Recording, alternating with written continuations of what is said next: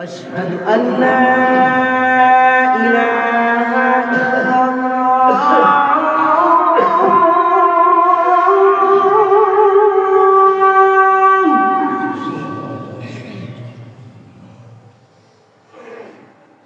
أشهد أن لا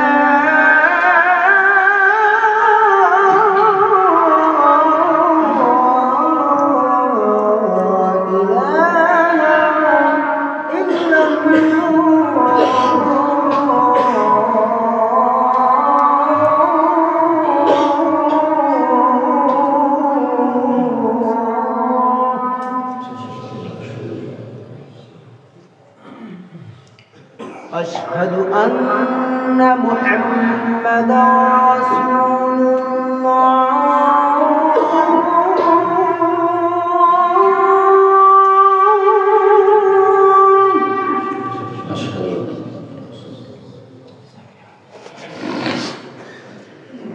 أشهد أن محمدا رسول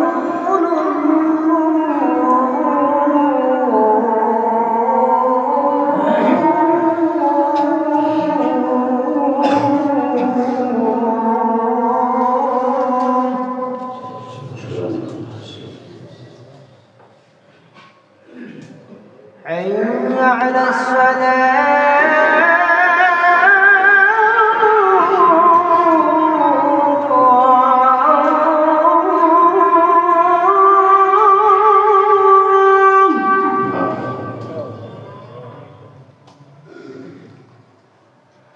حي على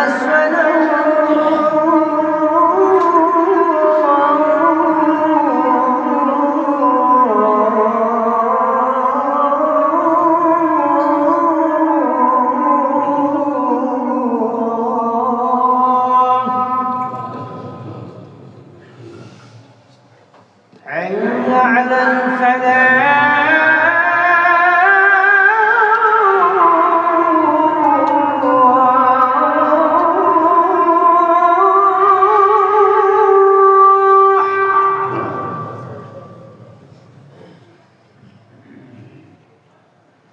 حي على الفلاح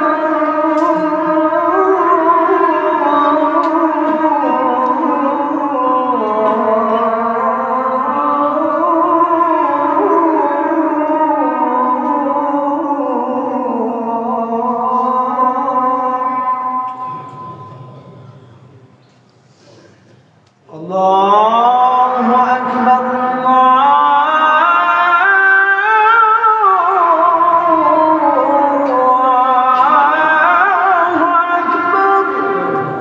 الله لا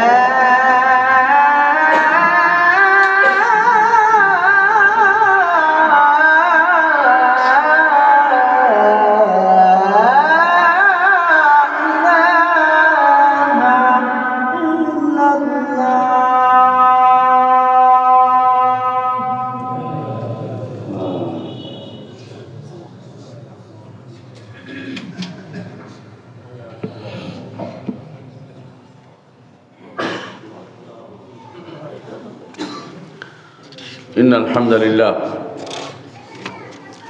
نحمده ونستعينه ونستغفره ونعوذ بالله من شرور أنفسنا ومن سيئات أعمالنا من يهده الله فلا مضل له ومن يضلل فلا هادي له وأشهد أن لا إله إلا الله وحده لا شريك له وأشهد أن محمدا عبده ورسوله يا أيها الناس اتقوا ربكم الذي خلقكم من نفس واحدة وخلق منها زوجها وبث منهما رجالا كثيرا ونساء واتقوا الله الذي تساءلون به والأرحام إن الله كان عليكم رقيبا يا أيها الذين آمنوا اتقوا الله حق تقاته ولا تموتن إلا وأنتم مسلمون يا أيها الذين آمنوا اتقوا الله وقولوا قولا سديدا يصلح لكم أعمالكم ويغفر لكم ذنوبكم ومن يطع الله ورسوله فقد فاز فوزا عظيما أما بعد فإن أصدق الحديث كتاب الله وخير الهدي هدي محمد صلى الله عليه وسلم وشر الأمور محدثاتها وكل محدثة بدعة وكل بدعة ضلالة وكل ضلالة في النار أيها الناس اتقوا الله فإن الله عز وجل فرض علينا التقوى ومن لم يتق الله لم يدخل جنة ربكم واعلموا أن الله عز وجل يقول ثم جعلناك على شريعة من الأمر فاتبعها ولا تتبع أهواء الذين لا يعلمون إنهم لن يغنوا عنك من الله شيئا وإن الظالمين بعضهم أولياء بعض والله ولي المتقين هذا بصائر للناس وهدى ورحمة لقوم يوقنون সম্মানিত মুসলিম کرام আমি আমার নিজেকে এবং আপনাদেরকে আল্লাহর তাকওয়া অবলম্বন করার অনুরোধ জানাচ্ছি আল্লাহর কাছে অনুরোধ করি আল্লাহ যেন আমাদেরকে তাকওয়া বলিয়ান করে দেন এবং জান্নাতে যাওয়ার পথ সুগম করে দেন সম্মানিত মুসলিম کرام আপনাদের এখানে গত পর্বে আলোচনা করেছিলাম যে সেকুলারিজম সম্পূর্ণরূপে দিন বিরোধী আল্লাহ এবং তার শরীয়তের নির্দেশনার বিরোধী এর একটি কারণ হচ্ছে তা আল্লাহর শরিয়া বিরোধী অনেকে হয়তো মনে করতে পারেন শরিয়া কি জিনিস শরিয়া ব্যাপারটি এখন যারা নবীন আছে অনেকের কাছে সেটা অচেনা হয়ে গেছে আর যারা বৃদ্ধ আছে অনেকেই সেটা চিনে বড় হননি এর অর্থ হচ্ছে আল্লাহর শরীয়ত আমাদের কাছে উপেক্ষিত হয়ে গেছে অথচ আল্লাহ তাআলা তার নবীকে বলছেন সুম্মা জাআলনাকা আলা শরিয়াতিন মিনাল আমরি হে নবী আপনাকে আমরা এরপরে শরীয়তের উপর রেখেছি মুহাম্মদ রাসূলুল্লাহ সাল্লাল্লাহু আলাইহি ওয়াসাল্লামকে আল্লাহ তাআলা শরীয়ত দিয়েছেন এমন কোন নবী আল্লাহ তাআলা পাঠান নাই যাকে শরীয়ত দেননি হয় আগের শরীয়ত না হয় নতুন শরীয়ত প্রদান করেছেন নতুন করে শরীয়ত প্রদান করেছেন আল্লাহ তাআলা তার নবীকে বলছেন আপনাকে আমরা শরীয়তের উপর রেখেছি শরিয়া শব্দের অর্থ হচ্ছে প্রকাশ্য পথ শরিয়া শব্দের অর্থ হচ্ছে এমন ঘাট যেই ঘাটে নামলে পানি পান করা যায় জীবন এমন একটি ঘাট এই জীবনের পানি হচ্ছে শরিয়া এই জীবন আল্লাহর বিধান অনুসারে চললে আখিরাতে জান্নাত পেতে হলে এই শরিয়া মেনে চলতেই হবে আল্লাহর শরীয়তকে যারা মানবে না তারা দুনিয়াতে থেকেও মৃত আল্লাহ তাআলা তার নবীকে যেহেতু বলছেন আপনাকে আমরা শরীয়তের উপর রেখেছি তারপর বলছেন ফাত্তাবি'হা দ্বীনের মধ্যে তিনি শরীয়তের উপর আমাদের নবীকে রেখেছেন অর্থাৎ আমাদেরকেও রেখেছেন ফাত্তাবি'হা নবীকে নির্দেশ দিচ্ছেন শরীয়ত অনুসরণ করে চলতে সুতরাং নবী যে শরীয়ত অনুসরণ করে চলেছেন আমাদেরকেও সেই শরীয়তে অনুসরণ করে চলতে হবে এটা প্রমাণ করে যে ছোট বড় যা কিছু আমাদের নবী বলেছেন সবটাই শরীয়ত কোরআনে কারিমে যা এসেছেন সেটাও শরীয়ত মুহাম্মদ রাসূলুল্লাহ সাল্লাল্লাহু আলাইহি ওয়াসাল্লাম যা বলেছেন সেটাও শরীয়ত এবং সেটা অনুসরণের নির্দেশ আল্লাহ তাআলা তার নবীকে দিয়েছেন এবং তার নবী যেহেতু এর দ্বারা আদিষ্ঠিত আমরা সবাই এর দ্বারা আদিষ্ঠিত আল্লাহ তাআলা এরপর বলছেন ওয়ালা তাত্তাবি আহওয়া আল্লাযিনা লা ইয়ালামুন, যারা জানে না তাদের প্রবৃত্তির অনুসরণ করবেন না। কারা জানে না? যারা শরীয়তের উপর নাই তারা জানে না।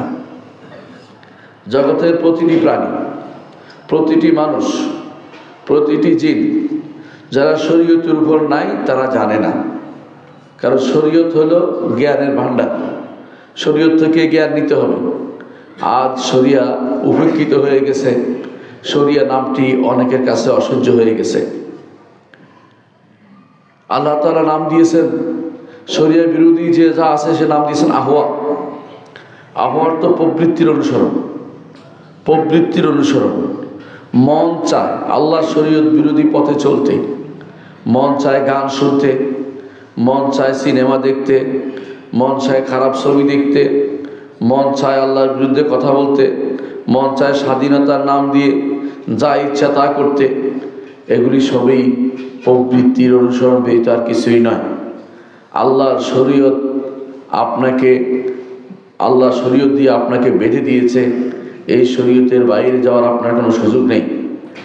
আল্লাহর শরীয়তের বাইরে কেউ যদি মনে করে কারোর জন্য আল্লাহর শরীয়তের বাইরে চলার সুযোগ আছে, যেমন চলেছে কারো মতে খিদির আলাইহিস সালাতু ওয়াস সালাম মূসা আলাইহিস সালাতু ওয়াস সালামের শরীয়তের বাইরে ছিল, এরকম কেউ যদি মনে করে যে বর্তমানেও কোনো পীর বা কোনো ফকির অথবা কোনো রাষ্ট্রনায়ক বা কোনো সংসদ সদস্য কারোর জন্য আল্লাহর শরীয়তের বাইরে যাওয়ার সুযোগ আছে, তাহলে সে ব্যক্তি ঈমান হারা হয়ে গেছে।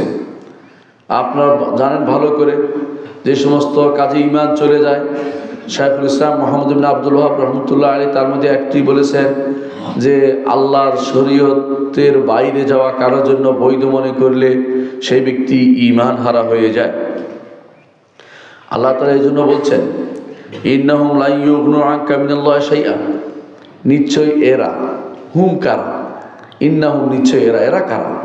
এরা হচ্ছে যারা শরীয়তের বাইরের লোক। তারা শরীয়তের বাইরের লোক, তাবৎ কাফের গোষ্ঠী, তাবৎ মুশরিক গোষ্ঠী, ইহুদিরা, নাসারারা সবাই আল্লাহর শরীয়তের বাইরে। কারণ আল্লাহর শরীয়ত হচ্ছে সবার জন্য, আমাদের নবীর শরীয়ত সবার জন্য। অন্য নবীদের ভিন্ন ভিন্ন শরীয়ত থাকতো, কারণ তারা সার্বজনীন নবী ছিলেন না, এলাকা ভিত্তিক ভিন্ন ভিন্ন নবী আসতো। মূসা আলাইহিস সালাতু ওয়াস সালাম যে এলাকার নবী ছিলেন, খিদির সে এলাকার নবী ছিলেন না।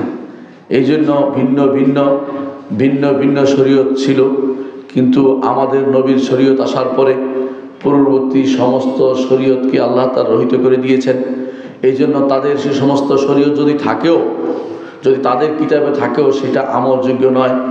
আর যদি আমরা ভালো করে জেনে নেই যে তাদের শরীয়ত নামে যা এখন প্রচলিত তাদের গ্রন্থে আছে, সেগুলি বহু আগেই বিকৃত হয়ে আছে।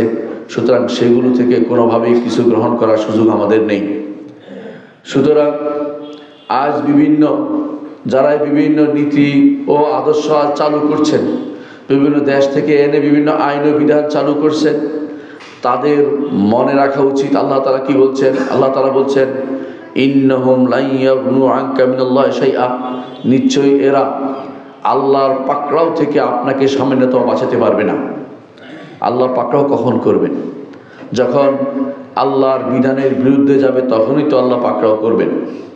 যেখানে মুহাম্মদুর রাসূলুল্লাহ সাল্লাল্লাহু আলাইহি সাল্লামকে আল্লাহ তাআলা তার হাবিবকে, তার প্রিয় মানুষটিকে ধমক দিচ্ছেন যে আপনাকে তারা যেন তাদের প্রবৃত্তির দিকে নিয়ে যেতে না পারে, প্রবৃত্তির দিকে নিয়ে যেতে না পারে, আপনাকে তারা যেন তাদের এই সমস্ত নীতির দিকে নিতে না পারে। আপনি শরীয়তকে আঁকড়ে ধরুন, শরীয়তকে আঁকড়ে ধরুন, শরীয়তকে আপনি ধরে রাখুন, এরা আপনার কোনো উপকার করতে পারবে না। যখন শরিয়া বিরোধী চললে আল্লাহর আযাব এবং গজব যখন হবে, তখন আপনাকে তারা কোনো উপকার করতে পারবে না। আল্লাহর আযাব এবং গজব থেকে তারা বাঁচাতে পারবে না, দুনিয়াতেও না আখিরাতেও না। আল্লাহর শরীয়তের বিরুদ্ধে চললে কি হবে? আল্লাহ তাআলা বলছেন যে পাকড়াও হবে, আল্লাহর পক্ষ থেকে তাদেরকে বিভিন্নভাবে শাস্তি দেওয়া হবে। এরপর আল্লাহ তাআলা বলছেন ওয়া ইন্নাল যালিমিনা বা'দুহুম আউলিয়াউ বা'দ, জালেমরা একে অপরের বন্ধু। জালেম মানে কাফের, জালেম মানে মুশরিক। কোরআন হাদিসে জালেম বলতে তিন শ্রেণীকে বোঝায়: আল্লাহর সাথে যারা শরীক করে, এবং আল্লাহর সাথে যারা কুফরি করে, এবং পরস্পর যারা নিজেরা জুলুম করে, সবগুলি কোরআন হাদিসে জালেম। আপনারা দেখতে পান আল্লাহ তাআলা কোরআনে কারিমে লোকমানের ওসিয়ত যখন বর্ণনা করেছেন তখন বলেছেন যে ইন্না শিরকা লাযুলমুন আযীম, শিরক হচ্ছে বড় জুলুম। এখানেও আল্লাহ তাআলা বলছেন ওয়া ইন্নাল যালিমিনা বা'দুহুম আউলিয়াউ বা'দ, এরা জালেমরা একে অপরের বন্ধু। অর্থাৎ আল্লাহর শরীয়তকে দূরে সরিয়ে দিতে, তাদের বিধান প্রবর্তন করতে, আল্লাহর শরীয়ত না মানতে তারা একে অপরকে সহযোগিতা করে যায় জালেমরা। এখনো সে জালেমরা আল্লাহর শরীয়ত বিরোধিতা করার জন্য একে অপরকে সহযোগিতা করে। আপনি দেখবেন এটা স্বাভাবিক নীতি হয়ে গেছে। বিশ্বের বিভিন্ন পট পরিবর্তন হবে, কিন্তু ইসলামের দিকে কোনো পরিবর্তন হয় না। প্রত্যেকে তার মতো করে পরিবর্তন করে নেয়, নতুন কোনো আইডিওলজিতে নিয়ে আসে। কেউ হয়তো আগে একটা করতো, নতুন আরেকটা করছে। ইসলামের জন্য কেউ কান্নাকাটি করার কেউ নেই। ইসলাম আজ গরিব হয়ে গেছে। মুহাম্মদ রাসূলুল্লাহ সাল্লাল্লাহু আলাইহি ওয়াসাল্লাম বলেছেন বাদা ইসলামু গরিবান ওয়া সায়াউদু কামা বাদা ফাতুবা লিল গুরাবা। ইসলাম অপরিচিত হয়ে শুরু হয়েছিল, আবার যেভাবে অপরিচিত হয়েছে সেভাবে অপরিচিত হয়ে যাবে। আজ আল্লাহর শরীয়ত অপরিচিত হয়ে গেছে। আল্লাহর শরীয়ত বুঝে না রাষ্ট্রনায়করা, আল্লাহর শরীয়ত বুঝে না সাংসদরা, আল্লাহর শরীয়ত বুঝে না শিক্ষকরা, আল্লাহর শরীয়ত বুঝে না ছাত্ররা, আল্লাহর শরীয়ত বুঝে না একজন পিতা, আল্লাহর শরীয়ত মেনে চলে না একজন মা, আল্লাহর শরীয়ত মেনে চলে না মেয়েরা, আল্লাহর শরীয়ত কোথাও প্রতিপালিত হয় না, শুধু মসজিদের মধ্যে সীমাবদ্ধ করে দেওয়া হয়েছে। সেখানেও নিজের মন মতো বক্তব্য অনেক সময় দেওয়ার চেষ্টা চালিয়ে যাচ্ছে। এর অর্থ হচ্ছে এমন একটা পরিবেশ আজ তৈরি হয়েছে, জালেমরা একে অপরের বন্ধু হয়েছে। একদিকে তারা বন্ধু, যত কিছুই হোক আল্লাহর শরীয়ত যেন না আসে, আল্লাহর শরীয়ত যেন না আসে, এবারে তারা একমত। অথচ আল্লাহর শরীয়তের উপর থাকতেই হলে ঈমানটা থাকবে, আল্লাহর শরীয়তের উপর না থাকলে ঈমানটা থাকছে না। আল্লাহ তাআলা এই জন্য বলছেন ওয়াল্লাহু ওয়ালিয়ুল মুত্তাকিন। আর জালেমরা একে অপরের বন্ধু শরীয়তের বিরুদ্ধে, আর মুত্তাকিদের বন্ধু হচ্ছে আল্লাহ। আল্লাহ যা দিয়েছেন মুত্তাকিরা তা গ্রহণ করে, আল্লাহর শরীয়তকে মুত্তাকিরা গ্রহণ করে। যারা তাকওয়ার অধিকারী হতে চান, আল্লাহর শরীয়তকে সব সময় আপনার কাছে রাখতে হবে। আল্লাহর শরীয়তের বিরুদ্ধে কোনো বক্তব্য হলে, আল্লাহর শরীয়তের বিরুদ্ধে কোনো বিধান হলে, আল্লাহর শরীয়তের বিরুদ্ধে কোনো আইন হলে সেটা মানা যাবে না, সেটা গ্রহণ করা যাবে না। সেটা যদি মেনে নেন আপনার ঈমান থাকবে না।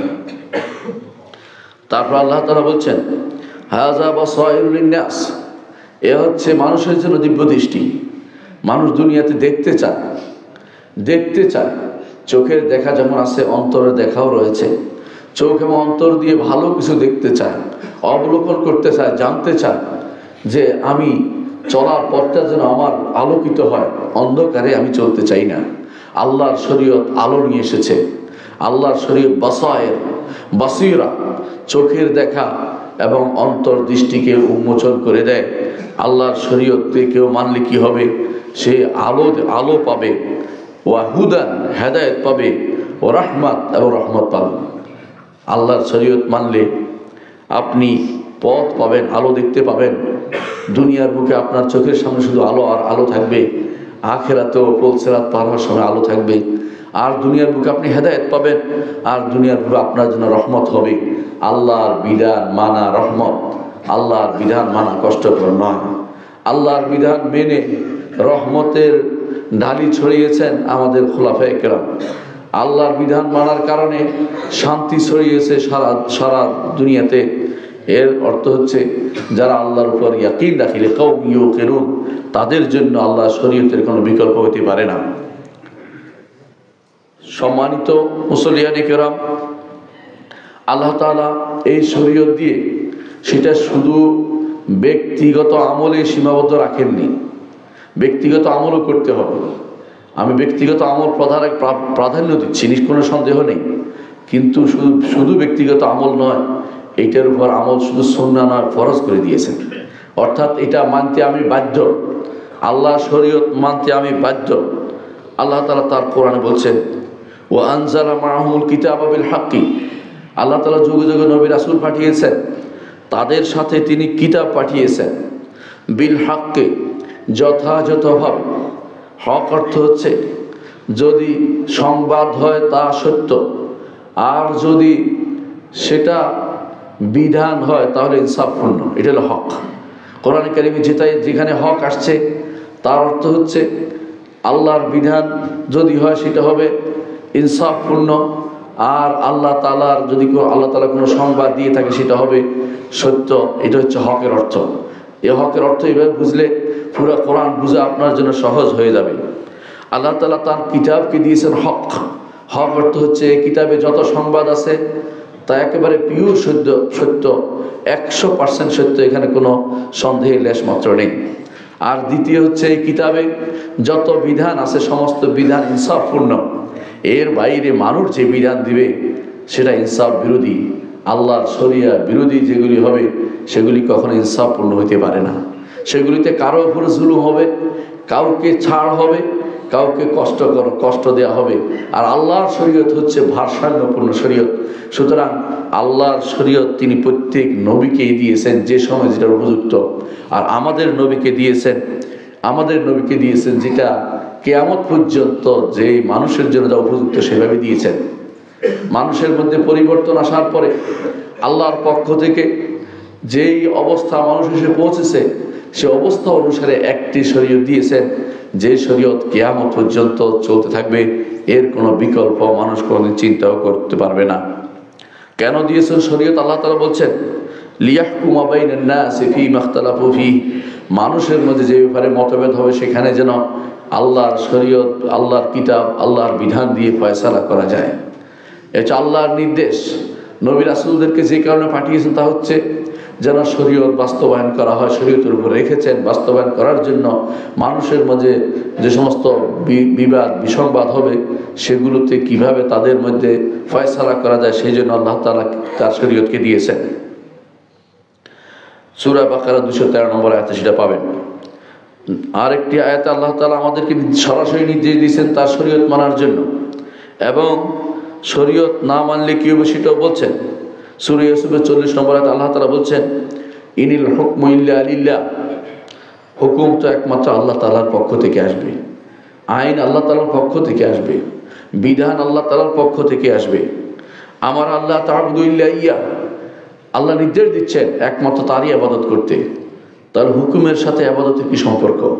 হুকুমের সাথে ইবাদতের সম্পর্ক হচ্ছে যে আল্লাহর বিধান মানা ইবাদত, আল্লাহর বিধান মানা ইবাদত, আল্লাহর বিধানের অনুসারে বিচার করা ইবাদত, আল্লাহর বিধান মানাও ইবাদত। সুতরাং কেউ যদি উপর ভিন্নটা করে তাহলে সে আল্লাহর ইবাদত করলো না, অন্য কারো ইবাদত সে করলো। আল্লাহ তাআলা বলছেন, আমার আল্লাহ তা'বুদু ইল্লা ইয়া, তিনি ব্যতীত আর কারো ইবাদত করতে তিনি শুধু তারই ইবাদত হবে নির্দেশ তিনি দিচ্ছেন। যালিকা দ্বীনুল কাইয়্যিম, এ হচ্ছে প্রতিষ্ঠিত দিন। মানে যেটা আল্লাহ প্রতিষ্ঠা করে দিয়েছেন, জানিয়ে দিয়েছেন, যেটা মানুষের জন্য প্রতিষ্ঠা করতে হবে সেই দিনকে আল্লাহ দিচ্ছেন। ওয়ালাকিন্না আকসারান নাসি লা ইয়ালামুন, অনেক মানুষ সেটা জানে না, অনেকে সেটা জানে না। কোরআনে কারীম আল্লাহ তাআলা অন্যত্র এটা আমাদেরকে জানিয়েছেন যারা ঈমানদার তাদের কি গুণ, আর যারা ঈমানদার নয় তাদের কি গুণ আল্লাহ তাআলা জানিয়ে দিচ্ছেন। তিনি আমাদেরকে জানাচ্ছেন যে ঈমানদারের বৈশিষ্ট্য হচ্ছে আল্লাহর বিধান অনুসারে তারা চলে, আল্লাহর শরীয়তকে মেনে চলে।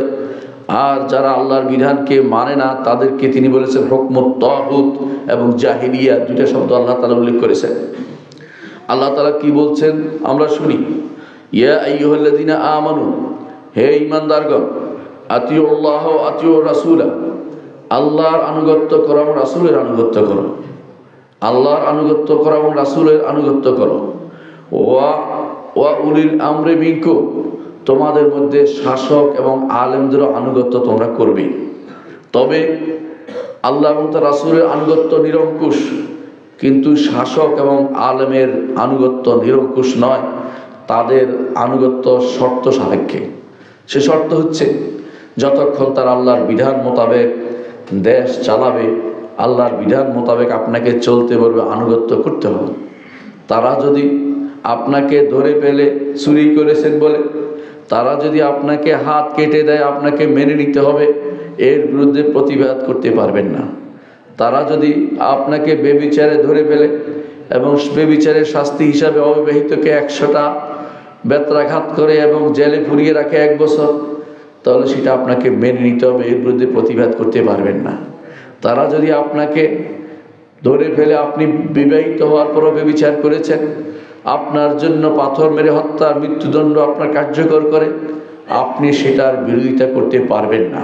কারণ এটা তো আল্লাহকে এবং তার রসুলের আনুগত্যের অন্তর্ভুক্ত। তারা যদি মদ পান করা লোককে ধরে ফেলে এবং 80টা বেত্রাঘাত করে তাকে, সেখানে বিরোধিতা করতে পারবেন না, মানি না বলতে পারবেন না, এর জন্য আন্তর্জাতিক আদালতে যেতে পারবেন না, কাফেরদের কাছে ধর্ণা দিতে পারবেন না। এগুলি কেন? কারণ এটা তো আল্লাহ তাআলার নির্দেশকে তারা প্রতিপালন করছে এই জন্য। কিন্তু তারা যদি আপনাকে বলে যে, তারা যদি এই কথা চালু করে যে নিজেদের সম্মতিক্রমে যদি কোনো যৌন কর্ম হয়, সেটা তো আর বেবিচার নয়, এই কথা বললে সেটা মানা যাবে না। কারণ এটা আল্লাহর শরীয়ত বিরোধী। আল্লাহর শরীয়ত বিরোধী কেউ কিছু করলে সেটা মানা যায় না। আলেম বললেও মানবেন না, হাকিম বললেও মানবেন না, শাসক বললেও মানবেন না। আল্লাহর শরীয়ত বিরোধী কোনো কিছু কারোর জন্য কোনোভাবেই মানার সুযোগ নেই। আল্লাহ তাআলা বলছেন আমাদেরকে আনুগত্য করতে, আল্লাহ তার রাসূলের এই 2 আনুগত্য নিরঙ্কুশ, এখানে কোনো রকমের এদিক সেদিক করার সুযোগ নেই। ওয়া উলিল আমরি মিনকুম, তোমাদের মধ্যে শাসক এবং তোমাদের মধ্যে আলেমদেরও তোমরা আনুগত্য করো। ফা ইন তানাযাতুম ফি শাইইন, তোমাদের মধ্যে যদি কোনো বিষয়ে বিবাদ হয়, ফারুদ্দু ইলাল্লাহি ওয়ার রাসূল, তাহলে আল্লাহ এবং তার রাসূলের দিকে ফিরিয়ে দাও। অর্থাৎ তখন আর শাসকের দিকে যাবে না, তখন যাবে আল্লাহ এবং রাসূল কি বলেছেন সেটা খুঁজে বের করতে হবে। কারণ শাসক ভুল করতে পারে, আল্লাহ এবং তার রাসূলের কোনো নীতিতে কোনো ভুল থাকবে না, এই জন্য সেখানে ফিরে যেতে হবে। ইন কুনতুম তুমিনুনা বিল্লাহি ওয়াল ইয়াউমিল আখির, যে এই কাজটি ওই ব্যক্তি করবে যে আল্লাহর উপর ঈমান রাখে এবং আখিরাতের উপর ঈমান রাখে। যালিকা খায়রুন ওয়া আহসানু তাউইলা, এ হচ্ছে উত্তম, এর চেয়ে উত্তম আর কিছু হতে পারে না। এবং আহসানু তাউইলা, পরিণামে প্রকৃষ্টতর এটা, অর্থাৎ পরিণাম ভালো, দুনিয়াতেও ভালো। আল্লাহর বিধান প্রবর্তনের ফল দুনিয়াতেও ভালো, আল্লাহর বিধান প্রবর্তনের ফল আখিরাতেও ভালো। ওই শাসককে আল্লাহ তাআলা আরশের নিচে ছায়া দিবেন, যেই শাসক আল্লাহর বিধান অনুসারে ফয়সালা করে, ইনসাফপূর্ণ ফয়সালা করে। এটা আমার নবী মুহাম্মদুর রাসূলুল্লাহ সাল্লাল্লাহু আলাইহি ওয়াসাল্লাম বলে দিয়েছেন। এবং আল্লাহর বিধান মানা যেহেতু ইবাদত, আল্লাহর বিধান প্রবর্তন করাও ইবাদত এবং আল্লাহর বিধান অনুসারে বিধান দেওয়াও ইবাদত। সুতরাং এই 3 কাজে যারা করবে প্রত্যেকে আখিরাতে জান্নাতের হকদার হবে, কারণ ইবাদত একমাত্র আল্লাহর জন্যই করছে। যদি অন্য কারোর জন্য কিছু অংশ আপনি রেখে দেন, অতটুকু আপনি শিরিক করলেন। আর শিরিক এমন এক জায়গা যেখানে অল্প হলে বাকিটা নষ্ট করে দেয়, বাকিটা হইতে আর ঠিক থাকে না। একটু শিরিক অর্থ হচ্ছে আপনার ঈমান শেষ, একটু শিরিক অর্থ হচ্ছে আপনার তাওহীদ শেষ, একটু শিরিক অর্থ হচ্ছে আপনি কুফরিতে জড়িয়ে গেছেন, আপনার বাকি অংশ আল্লাহর দরবারে কবুল হচ্ছে না। সুতরাং আপনাকে জানতে হবে আল্লাহর বিধান, আল্লাহর শরীয়ত মানার কি গুরুত্ব রয়েছে। এরপর আল্লাহ তাআলা বলছেন, আলাম তারা ইল্লাযিনা ইয়াজউমুনা আন্নাহুম আমানু বিমা উনজিলা ইলাইকা ওয়া মা উনজিলা মিন ক্বাবলিক ইউরিদুনা আন ইয়াতাহাকামু ইলা তাগুত। আপনি কি তাদেরকে দেখেননি যারা মনে করে যে তারা ঈমান এনেছে আপনার কাছে যা নাজিল হয়েছে এর উপরে, অর্থাৎ কোরআনের উপরে, হাদিসের উপরে। আমরা বিশ্বাস করি কোরআন হাদিস দুইটাই কি আল্লাহর পক্ষ থেকে নাজিলকৃত। যারা মনে করে যে আপনার উপর যা নাজিল হয়েছে তার উপর ঈমান এনেছে এবং আখিরাতের উপর ঈমান এনেছে, এবং তারা ঈমান এনেছে পূর্বে যে সমস্ত কিতাব সেগুলোর উপর ঈমান এনেছে, তবে সেটা হচ্ছে মৌলিক ঈমান। পূর্বের কোনো বিধানকে এখন বাস্তবায়ন করার কোনো সুযোগ নেই আমাদের কিতাবে বা আমাদের রাসূলের হাদিসে না থাকলে। আবার সেটা মনে করেন না যে আমরা অন্য কিতাব থেকে নিয়ে আসবো, সেটা আনার সুযোগ নেই। ইউরিদুনা আন ইয়াতাহাকামু ইলা তাগুত, তারা কি চায়? বলে যে ঈমান আনছে। বাংলাদেশের শতকরা যদি বলেন 85% মুসলিম, আমি 85% বললাম। এদেরকে যদি বলেন ইমানদার কিনা, বলেন হ্যাঁ ইমানদার।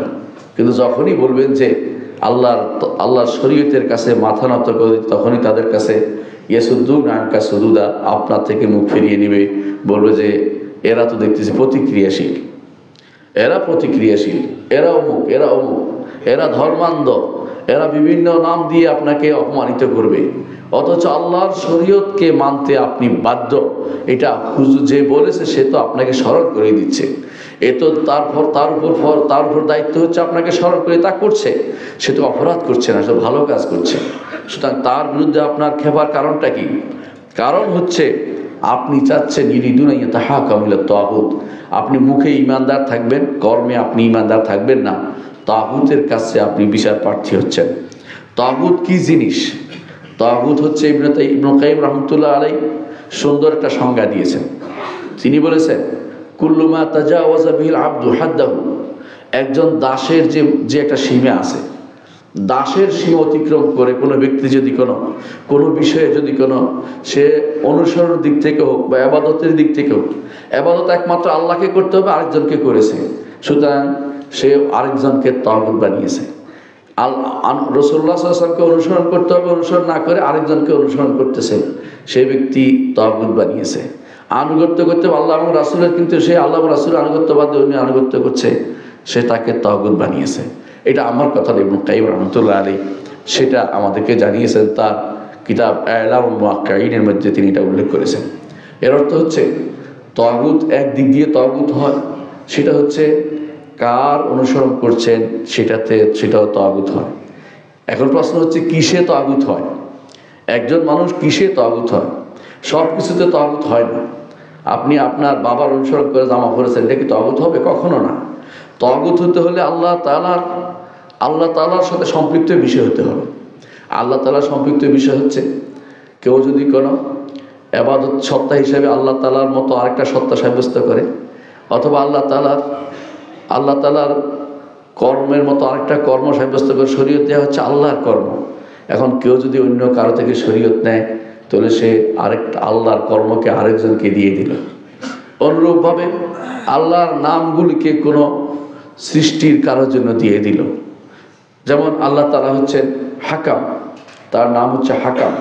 ইলাইহিল হুকুম, হাদিসে আছে রাসূলুল্লাহ সাল্লাল্লাহু আলাইহি ওয়াসাল্লাম বলেছেন ইন্নাল্লাহু হুয়াল হাকাম ওয়া ইলাইহিল হুকুম। আল্লাহ তাআলা হচ্ছে হাকাম, তার কাছে হুকুম নিতে হবে। হাকাম হচ্ছে মহাবিচারক, তার কাছ থেকে হুকুম নিতে হবে। আপনার হুকুম যদি কোনো শুধু পার্লামেন্ট থেকে আসে, আপনার হুকুম যদি কোনো নেতা থেকে আসে, আপনার হুকুম যদি কোনো কাফের থেকে আসে, কোনো বাইরের কোনো রাষ্ট্রপ্রধানের কোনো উক্তি থেকে আসে, তাহলে আপনি আল্লাহ তাআলার ফেইলটাকে অন্য কাউকে দিয়ে দিলেন। এই জন্য আপনার এটা শিরক। বুঝতে পারছেন কথাটা?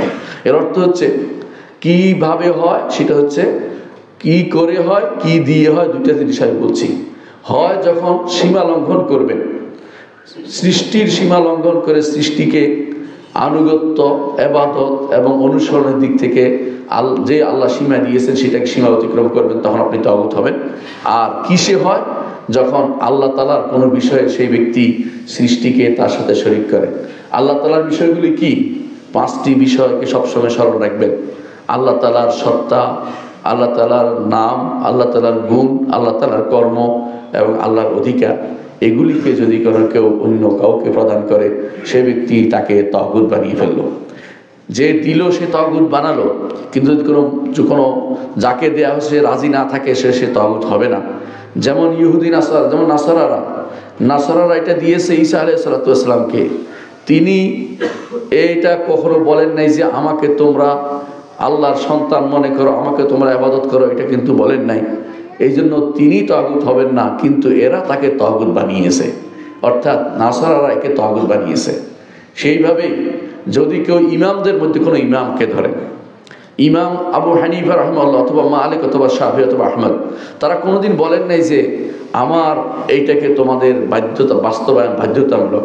তারা স্কুল অফ থট হিসাবে একটা জিনিস দিয়েছে যে আমার কাছে এটা প্রাধান্যপ্রাপ্ত, তুমি দেখো দলিল ভিত্তিক হলে নিতে পারো, না হলে তুমি নাও নিতে পারো।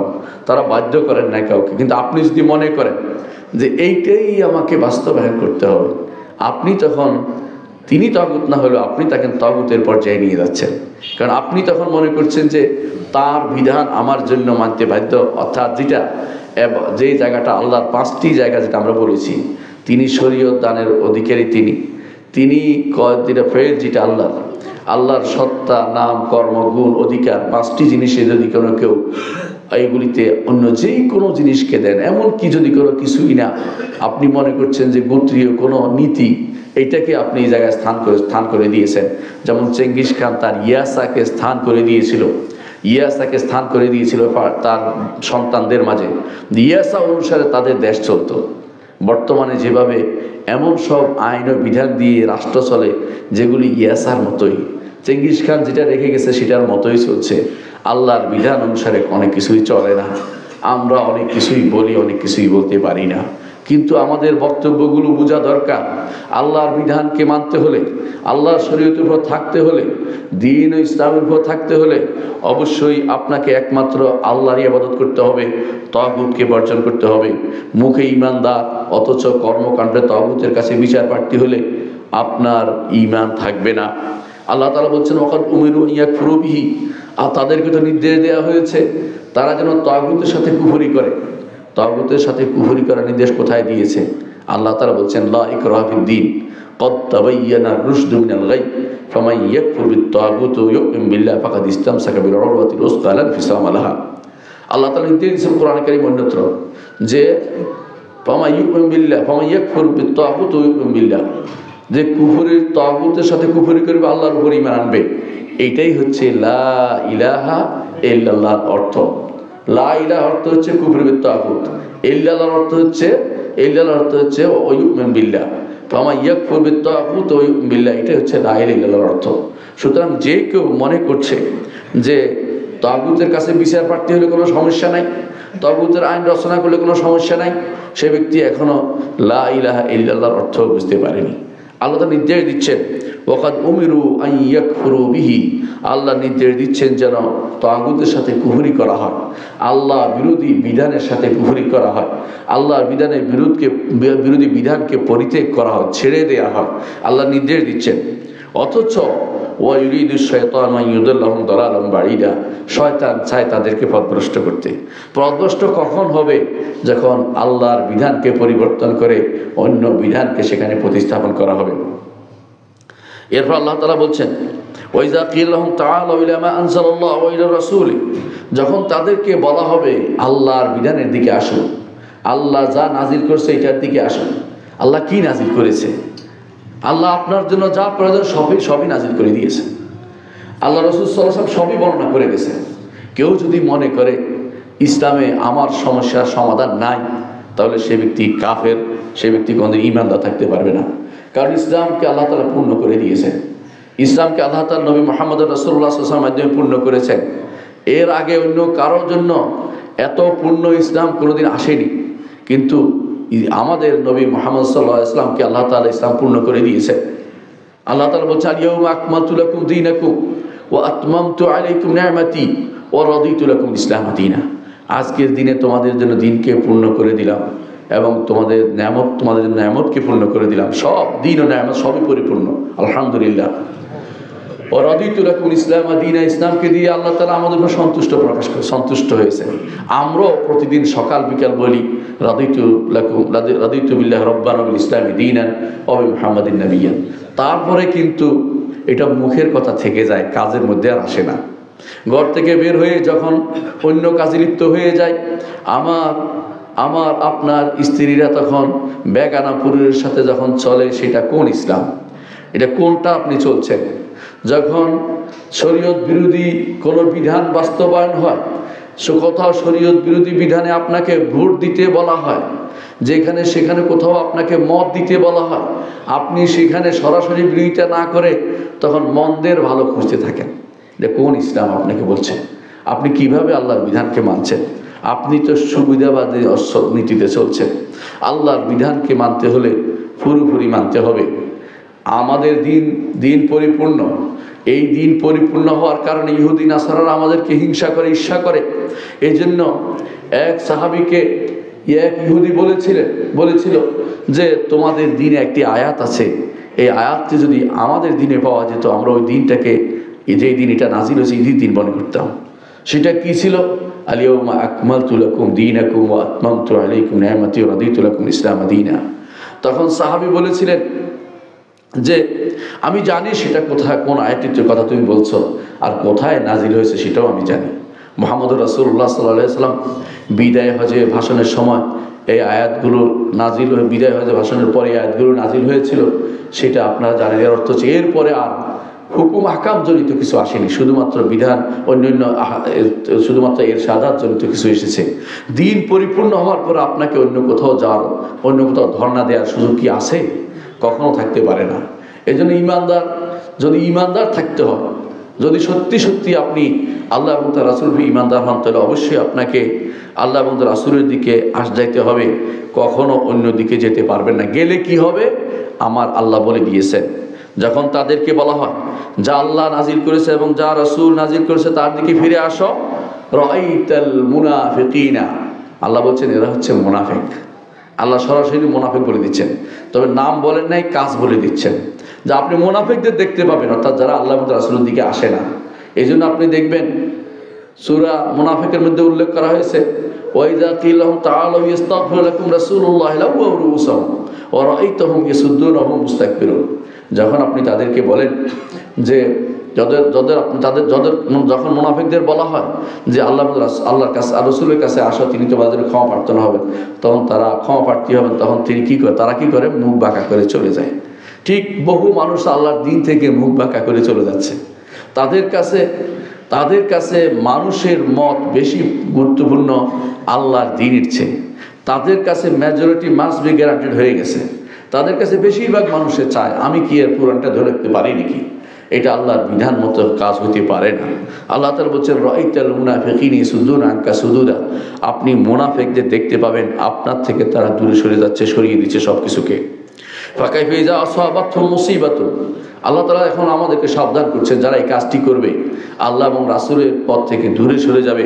আল্লাহ তাআলা বলছেন আসাবাতহুম মুসিবা, তাদেরকে মুসিবত পাবে, দুনিয়ার বুকেও লাঞ্ছনা পাবে।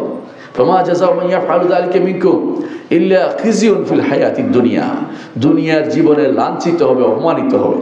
আল্লাহর বিধান থেকে দূরে সরে গেলে, আল্লাহর শরীয়তকে বাস্তবায়ন না করলে দুনিয়ার বুকে আপনি লাঞ্ছিত হবেন। সারা দুনিয়ার মানুষ আপনাকে থ্রেট দিবে, তারা দুনিয়ার রাষ্ট্রপ্রধানরা আপনাকে ছাগল মনে করবে। আর আল্লাহর বিধান অনুসারে চলেন, সবাই ভয়ে পালাবে। আল্লাহর বিধানের যে জৌলুস আছে, আল্লাহর বিধানের যে ক্ষমতা আছে, সেটা একটু বাস্তবায়ন করে দেখুন। 10টা বছরের জন্য দেখতে পাবেন আপনি সেই সৌন্দর্য, আপনি বুঝতে পারবেন বিশ্বের তাবৎ কাফেররা আপনাকে ভয় পাচ্ছে। আর যদি সেটা না করতে পারেন, আপনি কাফেরদের ভয় পাবেন, তাদের ভয়ে আপনি সবসময় কম্পিত থাকবেন। তাদের কাছে গিয়ে ধর্ণা দিবেন আর বলবেন আমার আর কোনো ভয় নাই, ইসলাম বাংলাদেশে প্রতিষ্ঠিত হবে না, এরকম কথাবার্তা আপনি বলতে তখন বলে তাদেরকে খুশি করতে চাইবেন। আর যদি আপনি সাহস করে বলতেন আমি মুসলিম, আমার একটা আইডিওলজি আছে, আমার আইডিওলজি বলে যে আমাকে এইটা মেনে চলতে হবে, এর বাইরে মুসলিম হিসেবে চলার কোনো সুযোগ নেই, তাহলে তাবৎ কাফেররা আপনাকে ভয় করত। আল্লাহর বিধানের যে জৌলুস আছে, যে নূর আছে, যে হেদায়েত আছে, তাতে সারা দুনিয়ার সে কাফেরদের ষড়যন্ত্র সব ভণ্ডুল হয়ে যেত। আল্লাহ তাআলা বলছেন যখন তোমাদেরকে মুসিবতে পাবে, তাদেরকে মুসিবত হবে, যারা আল্লাহর বিধান মানবে না তাদের মুসিবত পাবে, তাদের বিপদ হবে, দুনিয়ার বুকে হবে, আখিরাতের বিপদ অপেক্ষাই করছে। কারণ বিমা কদ্দামাত আইদিহিম, নিজেরা এটা কামাই করে নিয়েছে। সুম্মা জাউকা ইয়াহলিফুনা বিল্লাহ ইন আরাদনা ইল্লা ইহসানা ওয়া তাওফীকা, কত সুন্দর কথা। যদি একটু বুঝেন, আপনার কাছে এসে বলবে ইয়া রাসূলুল্লাহ, আমরা তো আসলে খারাপ কিছু চাইনি, আমরা তো ইহসান চেয়েছি, মানুষের প্রতি দয়া চেয়েছি, মানবিকতা চেয়েছি। বুঝলেন না? এখন বেশিরভাগ মানুষই বলে যে মানবিকতা, ইসলামের থেকে মানবিকতা বেশি গুরুত্বপূর্ণ। অনেকে আছে কথায় কথা আর কিছু না পেলে শেষে বলবে যে এই মানবিক দিকটা বিবেচনা করুন। ইসলামের চেয়ে বড় মানবিক আর কোন জিনিস আছে? ইসলামের চেয়ে অন্য কোনো জিনিস মানবিক মনে করলে সত্যি ইমানদার থাকতে পারে না। ইসলাম বড় মানবিক। মুহাম্মদুর রাসূলুল্লাহ সাল্লাল্লাহু আলাইহি ওয়াসাল্লামের মতো মানবিক ব্যক্তি জগতের বুকে আর কেউ কোনোদিন দেখে নাই। সুতরাং কেউ যদি মনে করে আমি মানবিকতা চাচ্ছি, ইহসান চাচ্ছি, দয়া চাচ্ছি, আল্লাহর শরীয়তকে বাদ দিয়ে, সে ব্যক্তি ইমানদার থাকে কি করে আমাকে বলেন? তারপর আবার তাদের মধ্যে বলে ইনি আরাদনা ইল্লা ইহসানা ওয়া তাওফীকা, আমরা তো মিল মহব্বত চাচ্ছি, মানে আমার জাতি যেন একরকম থাকে, জাতির মধ্যে যেন রিয়াদ তৈরি না হয়, বিভেদ তৈরি না হয়, এরকম কথাই আপনাদের বলবে। মুসলিম যদি হন, মুসলিমের জন্য একটাই বিধান হবে আল্লাহর শরীয়ত। অমুসলিমের জন্য তো আমরা আল্লাহর শরীয়ত মানতে বাধ্য করছি না, তাদের জন্য তাদের নীতি তারা চলতে পারবে, এটা তো আমরা বাধ্য করছি না। হ্যাঁ, আমাদের সাথে যখন বিরোধ হবে আমাদের নীতি তাদের উপর কার্যকর হবে, কিন্তু তাদের ব্যাপারে একান্ত ব্যাপারে আমরা আমাদের নীতি বাধ্য করছি না। আপনি মুসলিম হয়ে থাকেন সত্যিকার, আপনার জন্য আল্লাহর শরীয়ত সবার জন্য সমান, মানতে বাধ্য। তৌফিক করতে হচ্ছে এটা, তৌফিক করবেন কিভাবে বাস্তবায়ন করবেন, তৌফিক হচ্ছে এটা নয় এখান থেকে একটা ওইখান থেকে একটা নিয়ে আমি একটা নতুন করে তৈরি করে বানাবো, এইটা আল্লাহর শরীয়ত মানা বলা হয় না, এটা তৌফিক নয়, এটা তালফিক, এবং এটা হচ্ছে বিনষ্ট করা, আল্লাহর শরীয়তের বিরুদ্ধে অবস্থান নেওয়া। এরপর আল্লাহ তাআলা বলছেন উলাইকা আল্লাযিনা ইয়ালামুল্লাহু মা ফি কুলুবিহিম, আল্লাহ তাদের অন্তরে কি আছে ভালো করে জানে। এরা আপনার কাছে এসে যতই সাধু সাজুক না কেন, আল্লাহর কাছ থেকে কোনো কিছু গোপন নেই। আলা ইয়ালামু মান খালাকা ওয়া হুয়াল লাতীফুল খাবীর, যিনি সূক্ষ্মদর্শী, যিনি সৃষ্টি করেছেন আপনাকে, আপনার সৃষ্টির গোড়া কি, আপনার সৃষ্টির শেষ কোথায় পৌঁছবে, সব কিছু আমার রব্বুল আলামিন জানেন। আপনার সৃষ্টির কোন জায়গায় কি থাকবে সেটাও তিনি জানেন। আবার তিনি একত্র করবেন, তিনি বলে দিয়েছেন কোরআনে কারিমে যে কোথায় কি আছে সব তিনি জানেন। আল্লাহ তাআলা জানেন জমিন কি খেয়েছে, আপনার জমিন কতটুকু আপনার থেকে নষ্ট করে দিয়েছে, জমিন আবার সেটা ফেরত দিবে, আপনি আল্লাহর সামনে আবার নিতে হবেন, আল্লাহর সামনে উপস্থিত হবেন। সুতরাং আপনি যতই মনে করেন না কেন যে আমি ঠক দিচ্ছি, মানুষদেরকে বোকা বানাচ্ছি, আমাদের নির্বাচন আসলে মাথায় কাপড় দিয়ে ঘোমটা দিয়ে মানুষের কাছে যাচ্ছি, নির্বাচন চলে গেলে কোথায় ঘোমটায় কোথায় কি কায়ের ক্ষমতা দেখাচ্ছেন, আল্লাহ তাআলা কিন্তু সবই জানেন। আপনার কি অন্তরের খবরও জানেন, বাইরের খবরও জানেন। ওই আল্লাহকে ভয় করা উচিত, এটার নামই হচ্ছে তাকওয়া। এই তাকওয়া অবলম্বন করা উচিত। শুধুমাত্র হজ করে মাথায় কাপড় দিয়ে আসলেই তাকওয়াবান হওয়া যায় না। আবার মাঝে মধ্যে আপনার মুখ থেকে এরকম শব্দ যখন বের হয় দুঃখজনক, যে জীবন তো ট্যাবু হয়ে গেছে, যখন আল্লাহর শরীয়ত যারা মানে তাদেরকে আপনি অপমানজনক বক্তব্য বলবেন, এর অর্থ হচ্ছে আপনার আল্লাহর শরীয়তের বিরুদ্ধে অবস্থান নিলেন। যখন দাড়িওয়ালাদেরকে অপমান করবেন, যখন আল্লাহর বিধান যারা প্রবর্তন করতে চায় তাদের বিরুদ্ধে অবস্থান নেবেন, আল্লাহর বিধানের কথা যখন বলা হবে তখন আপনি সেটা শুনতে চাইবেন না, তখন আপনার অন্তরে কি আছে সেটাও আল্লাহ জানেন, এবং সেটার জন্য আপনি প্রস্তুত থাকুন। কবরে যাওয়ার সময় আল্লাহ মিল্লাতে রাসূলিল্লাহ আপনাকে দেওয়া হচ্ছে না, আল্লাহ মিল্লাতে ইহুদ ওয়ান নাসারা আপনি কবরে যাবেন। আর কবরে গেলে প্রশ্ন উত্তর দেওয়ার জন্য আপনি প্রস্তুত থাকেন। আপনি কি আল্লাহকে রব মেনেছেন কিনা, আল্লাহর বিধান আল্লাহ শরীয়ত মানছেন কিনা। রব মানলে তো শরীয়ত উত্তর দিতে হবে, উত্তর যদি দিতে হয় আল্লাহর শরীয়ত বাস্তবায়ন করতে হবে। আপনার বিশ্বাস আছে কিনা আমি জানি না, বেশিরভাগ মানুষই কি বিশ্বাস করে কবরের উপরে প্রশ্ন উত্তর দিতে হবে। এই প্রশ্নের উত্তর যদি বিশ্বাস থাকে তাহলে অন্যায়টা করতে পারে না। আপনি যদি বিশ্বাস করতেন যে মুহাম্মদ রাসূলুল্লাহ সাল্লাল্লাহু আলাইহি ওয়াসাল্লাম তিনি আপনার আদর্শ, তিনি তাকে মেনেই চলতে হবে, তাহলে আপনার সংবিধানে তার নামটি আল্লাহর পরেই মুহাম্মদ রাসূলুল্লাহ সাল্লাল্লাহু আলাইহি ওয়াসাল্লামের নামটি থাকতো। আপনার এখানে থাকতো বিসমিল্লাহ ওয়াসসালাতু ওয়াসসালামু আলা রাসূলিল্লাহ। এইটা সংবিধানে না থাকলে অর্থ হচ্ছে আপনি এখন পর্যন্ত আল্লাহ তাআলা যে ঈমান আনতে বলেছেন সেই ঈমান আপনি আনেন নাই। আপনি তৌফিক চেয়েছেন, মিল করতে চেয়েছেন, বিভিন্ন খান থেকে ধার করে একটা বানাতে চেয়েছেন। আপনি বানাতে চেয়েছেন ইয়াসা, আপনি চেঙ্গিস খানের নীতি অনুসরণ করে চলেছেন। আর চেঙ্গিস খানের এই নীতির ব্যাপারে আমি বললে হয়তো ওয়াহাবি বলবেন, ইবনে কাসির কি বলেছে দেখে নেন। 50 নম্বর সূরা মায়দার 50 নম্বর আয়াতের ব্যাখ্যা ইবনে কাসির কি বলেছেন দেখে নেন। তিনি বলেছেন যে ফি কালিলিহি ওয়া কাসিরিহি, এই চেঙ্গিস খান এটা উল্লেখ করে তিনি বলেছেন যে চেঙ্গিস খান যে নীতি প্রবর্তন করেছে, যে নীতি অনুসারে তার সন্তানরা রাষ্ট্র পরিচালনা করে, সেটা সর্বপ্রথম পরিবর্তন ছিল রাষ্ট্র ব্যবস্থা। এর আগে কেউ কোনদিন রাষ্ট্র ব্যবস্থা পরিবর্তন করতো না। শাইখ হুসাইন ইবনে তাইমিয়া রাহমাতুল্লাহ আলাইহি যখন দেখা করতে গেছেন তাতারি সম্রাটের কাছে, তাতারি রাজার কাছে, তাকে ইসলামের দাওয়াত দিতে গেছেন, তখন সে বলল এই যে দেখেন আমিও তো বিচার করি, আল্লাহর শরীয়ত আছে, অন্য শরীয়ত, আল্লাহর শরীয়ত আমার কাছে একটা অন্যতম উৎস, বিচারের অন্যতম উৎস। অর্থাৎ তা সে বোঝাতে চাইল যে আমিও এটাও কিছু কিছু রাখছি, ওইটাও কিছু অন্যগুলিও আছে আমার কাছে। তারপর বলেছে যে আমার এখানেও দেখেন বিচারক আছে, আজান দেয়, নামাজ হয়, আমিও নামাজ পড়ি মাঝে মধ্যে। বুঝাইতে চাইলেন যে তিনিও সবই মানেন, কোনো সমস্যা নেই। শেখ হুসাইন ইবনে তাইমিয়া বলেন এটাই তো কুফর, এটাই তো বড় কুফর, কিছু মানি এটা চলতে পারে না। তখন তিনি সিরিয়ার সম্রাটকে বললেন, যে সিরিয়ার যে শাসক ছিলেন তাকে বললেন যে এদের বিরুদ্ধে যুদ্ধ করা আমাদের জন্য ফরজ, আপনি এবারে এগিয়ে যান, আপনার সাথে আমরা আছি। তিনি সাহস দিয়ে তখন সে সময়ের মামলুক শাসককে তিনি যুদ্ধের বিরুদ্ধে নামিয়েছিলেন। সেই যুদ্ধে মুসলিমরা জয়লাভ করেছিল। অথচ তাদের মধ্যে আজানদাতাও ছিলেন।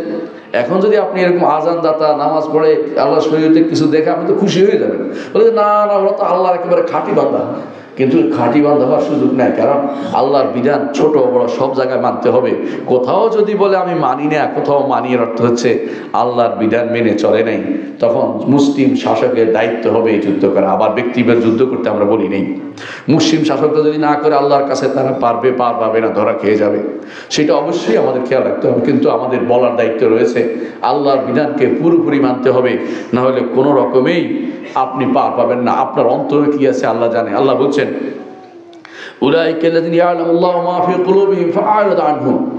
আল্লাহ ভালো করে জানেন তাদের অন্তরে কি আছে। হে নবী, আপনি তাদের থেকে মুখ ফিরিয়ে নিন, উপেক্ষা করুন। কেন? কারণ তারা মুনাফিক। মুখে একটা বলছে, অন্তরে তাদের আরেকটা। মুখে বলছে আমরা তো ভালোই চাচ্ছি। হ্যাঁ, যত মানুষই আছে শাসকরা শুধু বলে আমরা ভালোই চাই, কেউ বলেন আমি খারাপ চাই। হাজার হাজার মানুষ মেরে ফেললেও বলে ভালোই চাচ্ছি, খারাপ কেউ চায় না, সবাই ভালোই চায়। কিন্তু ভালো চাইলে হবে না, ভালো তো সেটাই হতে হবে যেটা আমার আল্লাহ এবং তার রাসূল অনুমোদন করেছেন। আপনার পক্ষ থেকে ভালো লাগলেই ভালো হয়ে যাবে না। তাবৎ বেদাতিরাও বলে আমরা ভালোই চাচ্ছি। মিলাদ পড়ে কি আমরা কি গুনার কাম করতেছি নাকি বলে? যখন দুনিয়ার সবাই একই কথা বলে, সবাই ভালোই চায়, কিন্তু ভালো সেটাই হতে হবে যেটা আল্লাহ এবং তার রাসূল অনুমোদন করেছেন।